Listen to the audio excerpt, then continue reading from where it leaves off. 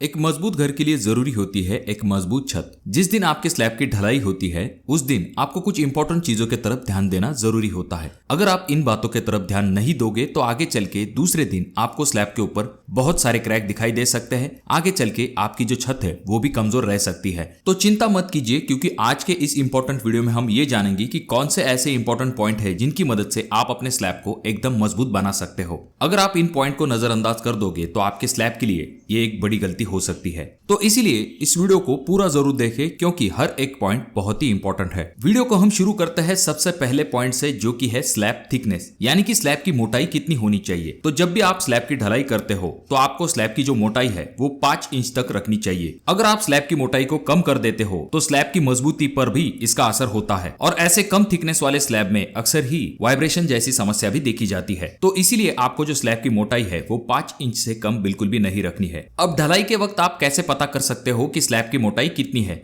तो इसके लिए जैसा कि आप अगले वीडियो में देख रहे हो, ये मिस्त्री जो है वो स्लैब के अंदर सरिये को घुसा रहे हैं। जब यह सरिया पूरी तरह से नीचे की प्लेट से टच हो जाता है तो उसे आपको निकाल लेना है, और जो कंक्रीट वाला पोर्शन है उसे मेजरमेंट टेप से मेजर कर लेना है। जैसा कि आप यहाँ पर देख सकते हो, यहाँ पर जो स्लैब है वो 5 इंच से थोड़ा सा ज्यादा है। पॉइंट नंबर 2 है सीमेंट। अब जैसा कि आजकल आप देख रहे होंगे कि बहुत सारी सीमेंट कंपनियां फैंसी पैकिंग और फैंसी नाम के साथ स्पेशल कंक्रीट के लिए सीमेंट निकाल रही है, जो कि रेगुलर सीमेंट बैग से 30 से लेकर 40 रुपए महंगा होता है। अब एक्स्ट्रा मजबूती के लिए लोग ऐसा सीमेंट लेना पसंद करते हैं, पर मेरा मानना यह है कि आपको सीमेंट में कुछ इंपॉर्टेंट चीजें देखनी जरूरी होती है इन फैंसी नाम के अलावा। जैसे कि आपका जो सीमेंट है वो 3 महीने से पुराना नहीं होना चाहिए, उस पे ISI मार्क होना चाहिए, और आप कौन सा सीमेंट इस्तेमाल कर रहे हो इसके तरफ भी ध्यान दीजिए। जैसे कि OPC सीमेंट या फिर PPC सीमेंट, ये सीमेंट के सिर्फ टाइप होते हैं। हर एक कंपनी में आपको इन दोनों प्रकार से सीमेंट मिल सकता है। OPC सीमेंट जो होता है वो शुरुआती वक्त में जल्दी स्ट्रेंथ को गेन कर लेता है, और वहीं पर जो PPC सीमेंट है जो कि आजकल बहुत ज्यादा इस्तेमाल हो रहा है, जो कि धीरे धीरे करके अपनी स्ट्रेंथ को गेन करता है। अब यहाँ पर नेक्स्ट पॉइंट आ जाता है जो कि है कंक्रीट रेशो। अब ये जो कंक्रीट का रेशो होता है ये आपके स्लैब की मजबूती के लिए बहुत ही जरूरी होता है। अब ये जो M20 ग्रेड का कंक्रीट होता है, इसका मतलब ये होता है कि इसमें सीमेंट, रेती और गिट्टी इनका कितना प्रमाण होना चाहिए। तो यहाँ पर M20 जो ग्रेड है उसका प्रमाण होता है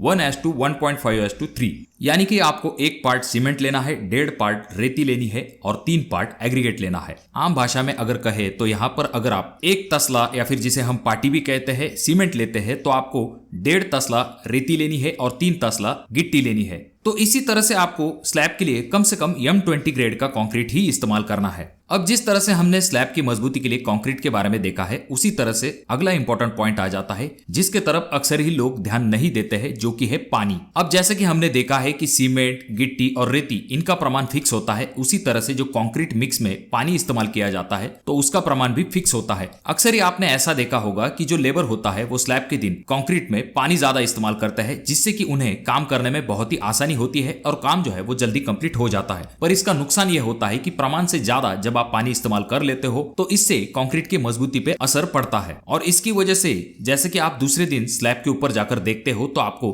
स्लैब के ऊपर बहुत सारी दरारें भी दिखाई दे सकती है। तो इसीलिए जिस दिन आप कंक्रीट बना रहे हो तो आपको 35 लीटर तक पानी इस्तेमाल करना चाहिए। अब यहाँ पर जो नेक्स्ट पॉइंट आ जाता है वहां पर आपको 2 चीजों की तरफ ध्यान देना जरूरी होता है। सबसे पहली चीज, आपका जो स्लैब है उसके ऊपर आपको अच्छे से टेपिंग कर लेनी चाहिए।